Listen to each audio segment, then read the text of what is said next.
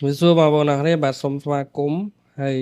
សាជាថ្មីមកកាន់ខ្មែរ UE Team Official បាទវីដេអូនៅក្នុងឱកាសពេលនេះគឺចង់បង្ហាញបងប្អូនអរគ្នាអំពីរបៀបបង្កើតវីដេអូ playlist បែបនេះបាទនៅក្នុង Blogspot website ឬក៏ក្នុងWordPress website ក៏ដោយបាទតែវាសំខាន់ត្រង់តែយើងបញ្ជាក់ជាមួយនឹង AI ណាដោយប្រើប្រាស់ AI អញ្ចឹងមិនថា Blogspot website ឬក៏ WordPress website ទេគឺយើងអាចបង្កើតបាន style បែបនេះបាទអញ្ចឹងដំបូងយើងចូលទៅ ChatGPT អ្នកនរគ្នាណាបងប្អូនដឹងហើយ ChatGPT ហ្នឹងគឺជាយើងនិយាយថាជាគ្រូធំទៅចោះបាទឥឡូវយើងយកចូលទៅ ChatGPT ទាំងអស់គ្នាមកណាបងប្អូនអរគ្នាណា .com អញ្ចឹងណាបាទហ្នឹង chatgpt.com បាទអញ្ចឹងបងប្អូនមើលបាទត្រូវហើយបាទហើយចុច enter មកបន្តមកទៀតបងប្អូនអត់តាន់មាន account ទេបងប្អូនអាចបង្កើត account ជាមួយវាដោយ free អត់អស់លុយទេហើយបើបងប្អូនណាមាន account ហើយយើងគ្រាន់តែ sign in មកណាបាទបន្តមកទៀតយើងអត់ធ្វើអីទេគឺយើងគ្រាន់តែចុចថតលើរូបហ្នឹងណាយើងចុចមកកន្លែងនេះហើយយកពាក្យថា snipping tool ទេបងប្អូនអរគ្នាណា snipping tool ហ្នឹងដើម្បីថតចុចលើ new ហ្នឹងហើយយើងចាប់ប្អូនមកកន្លែងទីតាំងណាដែលយើងចង់ថតណាបងប្អូនថតឲ្យអស់ចឹងណាបាទហើយបន្តមកទៀតយើង save វាទៅដាក់លើអេក្រង់បាទ save វាទៅ save ទៅទុកកន្លែងណាដែលបងប្អូនចង់ទុកមកបាទអញ្ចឹងខ្ញុំ save វាដាក់នៅលើអេក្រង់ហើយបន្តមកទៀតយើងអត់ធ្វើអីទេយើងចុចបិទវិញក៏បានបាទបន្តមកទៀតចូលមក ChatGPT វិញហើយនេះគឺជា Blogspot របស់ខ្ញុំដើម្បីយកមកបង្ហាញបងប្អូនទាំងអស់គ្នាក្នុងការធ្វើតេស្តណាបាទเราអត់មានអីទេបងប្អូនឃើញទេបាទអត់មានអីទេ Blogspot ហើយសំបីតា sim របស់វានេះក៏ខ្ញុំមិនបានដាក់ល្អត្រឹមត្រូវទេដាក់អញ្ចឹងយកបដ ாய் ទៅដើម្បីបង្ហាញជូនបងប្អូនអរគ្នាបាទនេះ post ទី1មែនទេយើងមើល post មកអត់មានអីទេបាទអញ្ចឹងដើម្បីធ្វើវាបានបងប្អូនចូលមក ChatGPT ណា ChatGPT ហើយបន្តមកទៀតបងប្អូន upload ទៅ upload អា file មិញអា file ដែលយើងបានបង្ហោះមិញណាបាទអា file ដែលយើងបាន save ទុកមិញយើងចុចកន្លែងហ្នឹងមកណាបាទចុចកន្លែងហ្នឹងមកហើយយកពាក្យថា add photo and file ណាបាទបន្តមកទៀតយើងទៅរកទីតាំងរបស់យើងដែលយើងបានទុករូបភាពបាញ់មិញហ្នឹងណាបាទគឺរូបមួយហ្នឹងណាយើងបង្ហោះវាអញ្ចឹងមកហើយបន្តមកទៀតយើងសរសេរថាcreate video playlist ណា like the picture យើងនិយាយទៅ picture អញ្ចឹងមកហើយបន្ត with for bloggers for blogger អញ្ចឹងមកណាហើយបន្តមកទៀតយើងដាក់ថា with CSS ហើយក្បៀសមួយបាទ CSS JavaScript បាទ script JavaScript យើងសេចឹងមកបងប្អូនអរនេះបងប្អូនអាចពិនិត្យមើលច្បាស់តិចក៏បានដែរបាទ JavaScript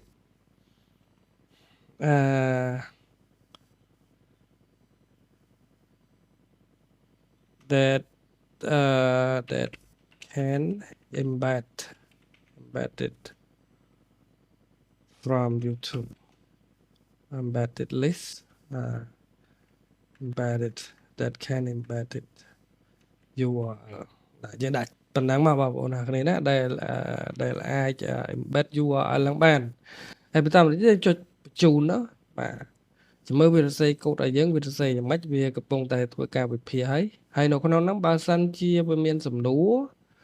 យើងត្រូវឆ្លើយវាដែរព្រោះជួនកាលវាអត់យល់ពីគោលបំណងរបស់យើងដែរវាសួរយើងវិញសួរថាឲ្យបង្កើតមិនចឹងណាបាទនេះ responsive playlist ណា HTML បូកនឹង CSS បូកនឹង JavaScript បាទអញ្ចឹងវាកំពុងសរសេរកូដឲ្យយើងនៅខាងក្រោមនេះបងប្អូនណាបាទអញ្ចឹងគឺវាសរសេរបែបនេះណាសរសេរបែបហ្នឹងអញ្ចឹងវាសរសេរបែបហ្នឹងបងប្អូនអរគ្នាណាបាទបន្តមកទៀតមក យើងអាចយកកូដទាំងអស់ហ្នឹងយកទៅផុសក៏បានបាទហើយយើងអាចយកកូដហ្នឹងយើងយកទៅផុសផ្ទាល់ក៏បានដែរដោយចាប់ផ្ដើមពីសញ្ញានេះ New Class Video ឥឡូវយើងដាក់ style វានៅក្នុងហ្នឹងខ្ញុំសូមចែកកូដជា2បាទគឺធ្វើ style នេះឡើងទៅលើណា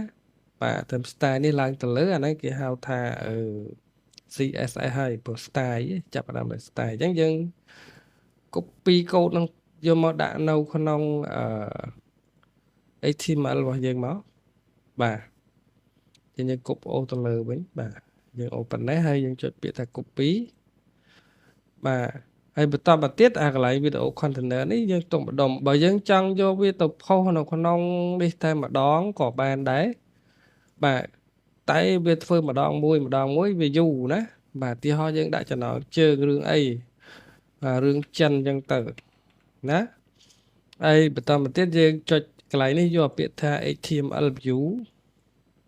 បាទយើងអាច copy ទាំងអស់ហ្នឹងយកមកដាក់តែម្ដងក៏បានតែធ្វើអញ្ចឹងវាចំណាយពេលយូរណាយើងដាក់ម្ដងមួយណាបាទយើងដាក់ copy ទាំងអស់ហ្នឹងមក select យកទាំងអស់ហើយយក copy ទាំងអស់មកហើយអានេះកន្លែង label យើងចង់ដាក់ក៏ដាក់ទៅបើអត់ទេមិនបាច់ដាក់ក៏បានហើយយើងចុចលើពាក្យ publish មកណាបាទចុចពាក្យ publish មកតទៅទៀតវាចេញបានផុសមួយឥឡូវយើងទៅមើលថាតើផុសយើងមិនអញ្ចឹងដល់ណានេះរឿងចិនណារឿងចិនគេវាចេញ style បែបនេះហ៎បងប្អូនបាទវាមាន style បែបហ្នឹងណាយើងអាចផ្លាស់ប្ដូរបានឃើញទេបងប្អូនណាតែហេតុអីបានយើងចាក់រឿងអត់ចេញចាក់រឿងអត់ចេញហ្នឹងគឺយើងត្រូវអានកូដវាបន្តិចអាននៅខាងក្រោមនឹងបន្តិចទៀតណាអាននៅខាងក្រោមនេះបាទអញ្ចឹងគេឲ្យយកយើងជំនួសនេះអា link ទៅកាន់ YouTube ហ្នឹងណាជំនួសដោយកតុយវានេះណាជាមួយនឹងវីដេអូរបស់យើងឥឡូវឧទាហរណ៍មើលចុះខ្ញុំយកវីដេអូខ្ញុំមួយបាទចូលមកក្នុង channel ខ្ញុំមកខ្ញុំ copy link ក៏បានចុចលើ share ក៏បានដែរបងប្អូនអរគ្នាណាដាក់ឥឡូវខ្ញុំចុចលើ share មកក៏បានដែរបាទយក link កតុយនេះក៏បានដែរបងប្អូនអរគ្នាណានេះ link កតុយនេះបាទយើងយកវាមកសាកមើលសិនមកបើមិនអញ្ចឹងឯងបងប្អូនចុចនៅក្រោមនេះយើងឃើញពាក្យកន្លែងគេដាក់ថា embed ហ៎ embed អញ្ចឹងកតុយរបស់វានេះឃើញទេគឺមានសញ្ញាសួរនៅចុងណាបាទអញ្ចឹងយើង copy តាកតុយមកក៏បានដែរណាបាទគឺផ្ដើមដោយ 4x បាទបើយើងចុច share ក៏វាឃើញបែបនេះបងប្អូនណាបាទបើយើងចុច share វាឃើញបែបនេះហើយតែបើយើងចុច play វានៅឃើញបែបនេះណាបាទអញ្ចឹងយើងយកវីដេអូ link របស់ YouTube ហ្នឹងយកមកដាក់នៅហ្នឹងណាយើងចុចលើ share វីដេអូនេះក៏បានដែរបាទយើងមើល report មកបាទគឺកតុយបែបនេះណាយើងចុច share ទៅវាឃើញកតុយបែបនេះហើយប៉ុន្តែបើយើងចុច embed ទៅវាឃើញកតុយបែបនេះអញ្ចឹងយើង copy embed code នេះណាបាទ copy embed code នេះយ៉ាសុំទៅបាទញ៉ៃតិចបងប្អូនវាចុចអត់ទៅ Hello everyone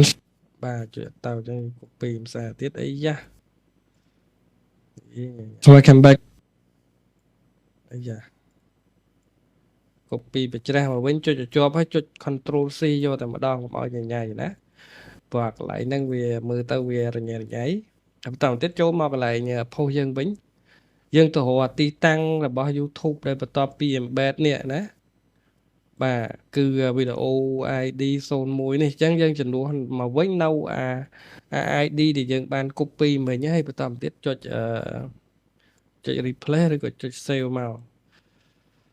ហើយដាក់កន្លែងនេះទៀតមកបើសិនជាយើងមានវីដេអូច្រើនយើងដាក់ច្រើនមកណាបាទនេះគ្រាន់តែទីហោសិនហើយយើងចុច update ផ្សាយមកបាទហើយបន្តមកទៀតយើងទៅ refresh page របស់យើងណាចឹងយើងឃើញវីដេអូហ្នឹងវាចាញ់ហើយណាមិញយើងដាក់2អញ្ចឹងហ៎បាទឥឡូវចាក់មើល Hello everyone welcome back to Khmer UA Team ហើយដល់ពេលយើងចុចមកលេខ2មក cứ bị ắt chanh đôi xa tại cái lại nè cái lại TP này code cái lại lịch pi này bị ắt đa rồi nè cái code lại lịch pi ắt đa lão dương dọn này mà bị ai đang coi mũi và chốt cái lại năng mới vô mà đã cho nó lại lịch pi vào rồi mà chơi vào net du đó mà anh ấy hiện đã chân đai máu và hãy cho update tìm mới và bắt đầu bà chẳng bà săn chưa bị bắt đầu chẳng nè bom ôn ai xu về mà mình bắt xu mà xa tiết đấy dương xe tha che please make all video can play in the code above nó là code above á trên cho enter máu cho mơ về cài code đây dừng mạch tiệt bà cho lời máu rồi cài em xa tiết đó nè bà hay là đánh style ấy comment này bảo ô nè dương còn là copy ở bia tao bà này là nó đã iframe rồi mà đó rồi đã chơi mà đó cho mùi năng script bẹp này lâu vừa tay mùi video năng mà đang bị nè mà thấy video bị nè cái lâu đã thằng sam sắp mùi video chẳng bảo bom ôn chẳng đồ chỉ đường phía bom ôn đồ về mà đòn mà tua nè linh châu tàu can rương mùi ná phía tìm mà bom ôn mơ tam năng bắt á anh ấy phải JSON code mà đòn mà lâu dừng tầm tiền mơ bà dân copy những áo bài tầm mơ đấy bà vừa mơ tới việc đã link ở dân rụi rồi là hỡi bà dân chôm mà cái lại edit bên máu thôi khỏi cái nào đã lại edit bên máu hay select tổng off máu nó chơi lục trâu là món hay dân thà code thay mà nhẹ nè hả anh ấy code thay để bị ao mà mình nhé nè bà lão xã update với mùi mới hay tàu chạm mơ về chơi nhà mạch với bà thôi coi màu đó bà chỗ mơ sẵn mấy đường chân mấy nhà ở đây chân nhà đang vô link bị nè màu đấy Is this the real? lấy TP nè anh ấy phía thị bay hất đà phía thị bay hất đá chẳng giờ bị ai năng bà mỗi bị bay ai năng video nó miền bài hát video is unavailable lắm bà này thà link năng về khâu chẳng á nè video năng về khâu chẳng á nè bà chẳng là đi cái nhé chẳng hạn cứ chia video playlist nè ai đạp cái lại này miền bị n trong 10 ទៀតចឹងបងប្អូនអាចយកទៅផុសចឹងក៏បានម្ដងមកទំព័រក៏បានណាតែបើសិនជាបងប្អូនចង់កាត់ម្ដងជា2ណាយើងទៅយកអា style នេះយកទៅដាក់នៅក្នុង HTML code នេះណាយក style នេះយកទៅដាក់ក្នុងមេកូដធំហ្មងយើងខ្ជិលធ្វើម្ដងមួយណាគឺឧទាហរណ៍មើលបាទកន្លែងបិទ tag ហ៎បាទឥឡូវយើង copy ប៉ុណ្ណឹង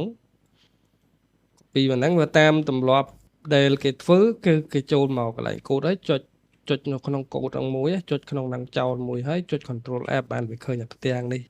ហើយបន្តមកទៀតយើងទៅរក head tag ណា head button ណាយើងចុចចឹងហើយចុច enter មកឃើញហើយបាទចុច enter មកឃើញហើយបន្តមកទៀតយើងផាសកូដហ្នឹងនៅខាងក្រោម head ហ្នឹងណាផាសវាចោលហ្នឹងណាបាទហើយចុច save មកបាទហើយចាំមើលបើវាចេញ error បានន័យថាកូដហ្នឹងវាអត់ត្រឹមត្រូវទេតែបើវាចេញត្រូវបានន័យថាអូខេបន្តទៀតយើងចូលទៅផុសមកយើងផុសថ្មីក៏បាននេះលុបចោលបាទបន្តមកទៀតពេលដែលយើងផុសណាយើងត្រូវចាប់ពី style div នេះមកមុនណាអាសញ្ញាបើក div ហ្នឹងបាទចាប់សញ្ញាបើក div ហ្នឹងអូមក port មកឲ្យដល់ script ក្រោមនេះបាទហើយយើង copy មកបាទហើយយកវាមកផាសនៅហ្នឹងបន្តមកទៀត អានេះជា link ដែលយើងត្រូវផ្លាស់ប្ដូរយើងអាចយកវីដេអូណាមួយក៏បានដែរឥឡូវទៀតខ្ញុំយកវីដេអូខ្ញុំចុះបាទគឺអា4មិញហ្នឹងកតុយ4មិញហ្នឹងយកមកវាមកដាក់នៅកន្លែងហ្នឹងហ្មងហើយបងប្អូនចំណាំកុំឲ្យបាត់សញ្ញាអីមួយនៅក្នុងហ្នឹងណាបាទអញ្ចឹងចុចអាប់ដេតមើលឲ្យសាកមើលសារទៅបាទនេះចេញនេះបាទចេញហើយមិញវីដេអូទី2ខូច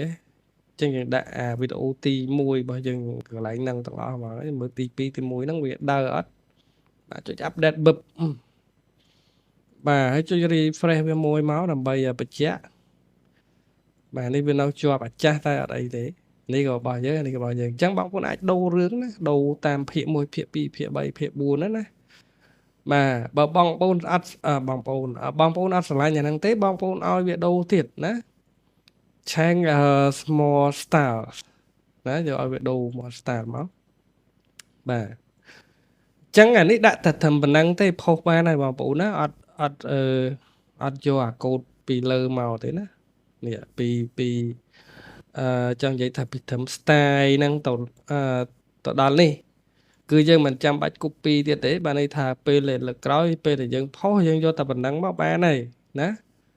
យកតែប៉ុណ្ណឹងមកក្រោមណាយើង copy វាទុកចឹងមក save ក្នុងអា notepad ហ្នឹងមកបាទ save ក្នុង notepad ចឹងមកណា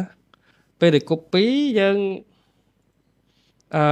ដូរវាណាដូរជំនួសដូរវាម្ដងមួយតាំងភាគ1ភាគ2ភាគ3ភាគ4រហូតដល់36ណាដូរ link វាទាំងអស់បើសិនជាក្នុងវីដេអូ YouTube បងប្អូនយកអា link YouTube របស់វីដេអូហ្នឹងយកមកដាក់អណ្ដែងហ្នឹងតែបើពី Facebook មកបងប្អូនយក link វីដេអូចេញពី Facebook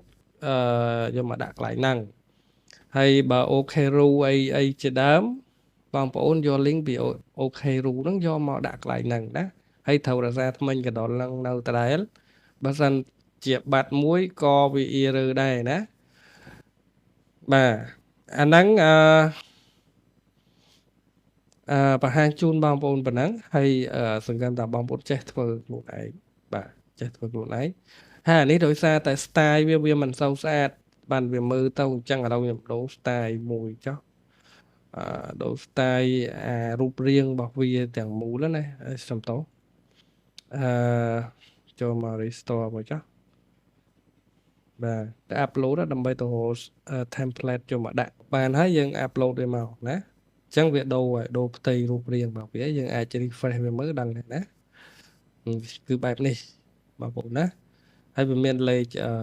បែបនេះណាមានលេខបែបនេះតែវាអត់ដើរទេដោយសារតែ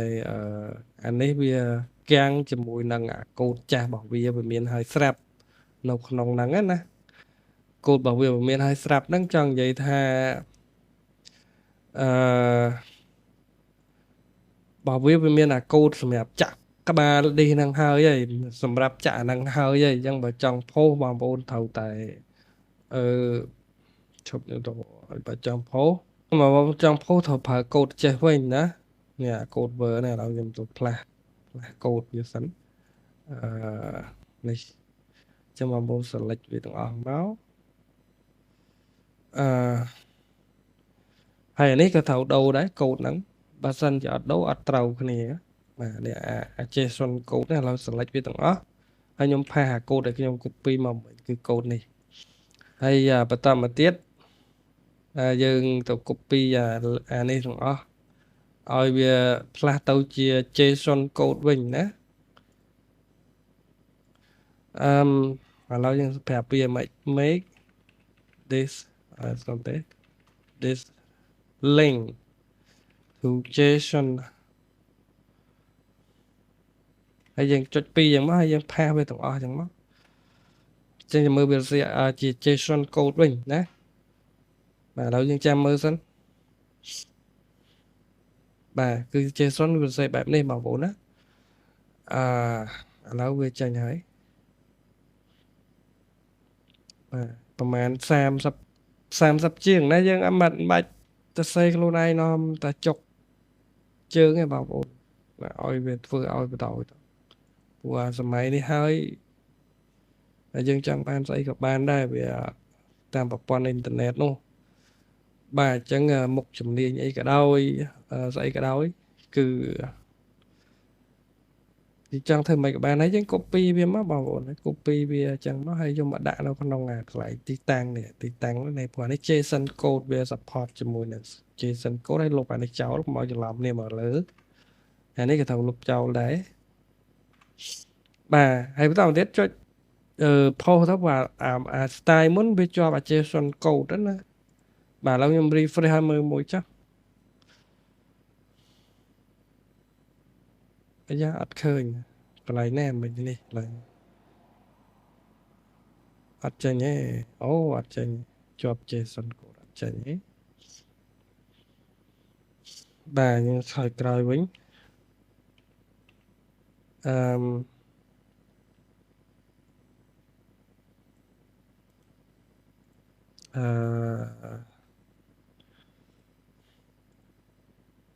អត់ចេញវាអត់ចេញដោយសារតែអូវាជាប់ជាមួយនឹង style ចាស់ដែលយើងដាក់មិញហ្នឹងបងប្អូនណានេះអាប់ដេតវាចោលសិនអត់អី control Y ទៅមុខវិញអាយ៉ាខុសហើយអានេះអាមុនអានេះចាស់អាណាក្រោយអត់មានទៅមុខទៅក្រោយអញ្ចឹងអត់បានទៀតឥឡូវអានេះយក JSON code ឲ្យទុកសិនដាក់កន្លែងនេះសិនហើយយើងទៅលុបអា style ចាស់ព្រោះវាជាប់ជាមួយអា code ចាស់ហ្នឹងបងប្អូននេះចាអា code style ដែលខ្ញុំដាក់ចូលនៅក្នុង HTML អញ្ចឹងអា code ហ្នឹងក៏វាចេះប្រឆាំងគ្នាដែរណាមិនមែនអត់ទេបាទឥឡូវខ្ញុំចូលទៅកែ code ហ្នឹងវិញទៅយកអា code ចេញវិញបាទយើងចូលទៅកន្លែងដើមគឺបើកកន្លែង head មកបាទ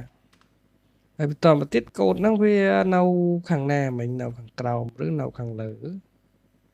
បាទ code ហ្នឹងនៅខាងក្រោមមិនក៏រហូតដល់លើបាទហើយ style movie document នេះ movie card ប្រហែលជាហ្នឹងហើយបងប្អូនណាមើលទៅលើមកឃើញអាហ្នឹងទេដាក់មកចំណងជើងវានោះvideo container បាក់រោណាបងប្អូនហើយនេះวันนี้វិញ video container មកឆែកមើលរកឃើញបាទចុច search កន្លែងនេះឲ្យរកអត់ឃើញទៀតអីចាស់តណាបាត់ហើយមិញដូចជាអត់បាន save ទេបងប្អូនណាខ្ញុំសង្ស័យថាអត់បាន save ទេខ្ញុំបានចុច save កន្លែងនេះដែរអត់ទេមុនណាខ្ញុំចេញមិញណាប្រហែលជាអត់ទេបងប្អូនណាបាទឥឡូវទៅរត់អីចាស់សុំតោ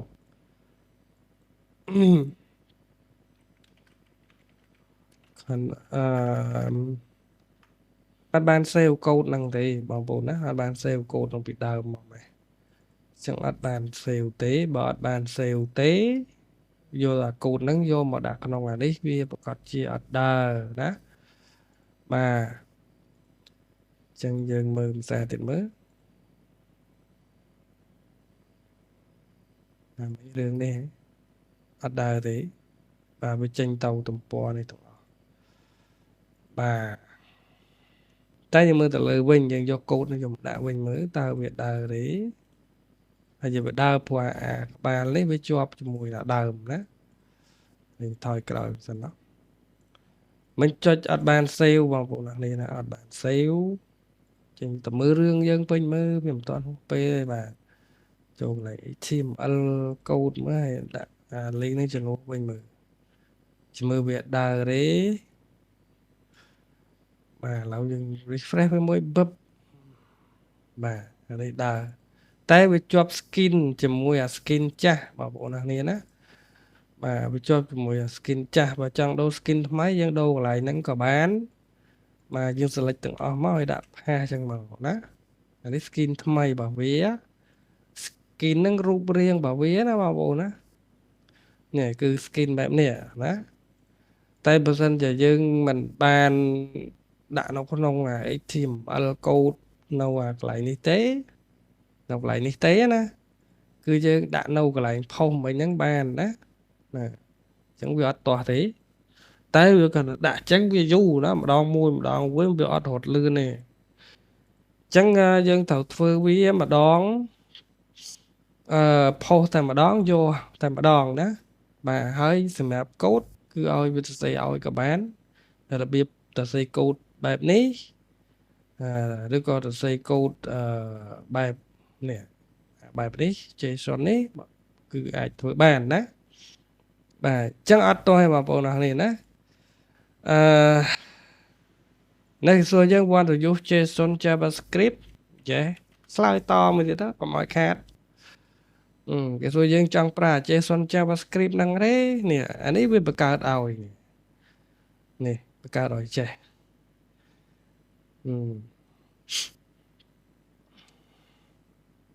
ឡយបងប្អូនដល់ពេលអញ្ចឹងឡយបាទអាកូនមិញអាចនឹងមានបញ្ហាព្រោះបើខ្ញុំមើលមកកន្លែងផុសនេះវាអាចបាត់ស្អីមួយណាបាទកន្លែងផុសនេះឥឡូវវាសេចប់ហើយ copy បង្ហាញជូនបងប្អូនមើលមួយទៀតកុំឲ្យខាតហើយខ្ញុំនិយាយនេះរបៀបនិយាយលេងផងទេបងប្អូនណាហើយបងប្អូនអាចពិសោធន៍មើលតាមហ្នឹង